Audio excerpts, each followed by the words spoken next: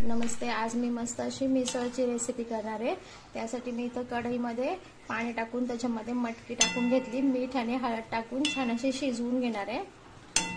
आता मिसळसाठी आपण एक वाटण करून घेऊ। इथे बघा कांदा, 2 मोठे कांदे घेतलेत, असे तेलामध्ये परतून घेतलेत। आलं खोबरं घेतले भाजून, धने पावडर घेतली थोडीशी, लसूण घेतले आणि कोथिंबीर घेतली। आता हे सगळं वाटून घेऊया आपण। मसाला पण छान असा वाटून घेतलाय बघा बारीक, आणि कांदा टोमॅटोची इथं प्युरी पण करून घेतली। आता याच्यामध्ये तेल टाकून घेतलंय। आता आपण फोडणी देऊन घेऊया, मिसळ करूया। मोहरी टाकते, जिरं, जर तुम्ही जिरं मोहरी नसेल टाकत तर स्किप केले तरी पण चालेल। कांदा टोमॅटोची प्युरी छान असं कच्चेपणा जाईपर्यंत परतून घ्यायची।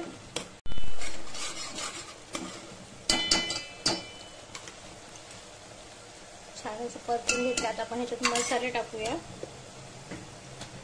आपण वाटण केलेला मसाला हा माझ्याकडे आधीचा थोडासा होता, तो टाकून दिला।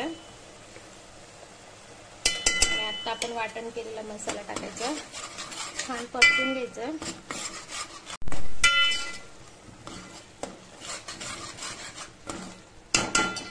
तेल सुटेपर्यंत मसाला छान परतून घ्यायचा। थोडीशी हळद टाकते, आपण हळद मटकी शिजताना पण टाकली होती। कांदा लसूण मसाला टाकते, हा घरी केलेला मसाला आहे। 2 चमचे गरम मसाला टाकते, 2 चमचे लाल तिखट 1 चमचा भरून टाकले, आणि हे जरा तिखट आहे। आणि गोडा मसाला टाकते 2 चमचे। छान असं मसाले परतून घ्यायचे। मसाला छान परतलाय। आता आपण याच्यामध्ये थोडं थोडं हे भांडं धुवून टाकू मिक्सरचं, आणि छान असं परत परतून घेऊया।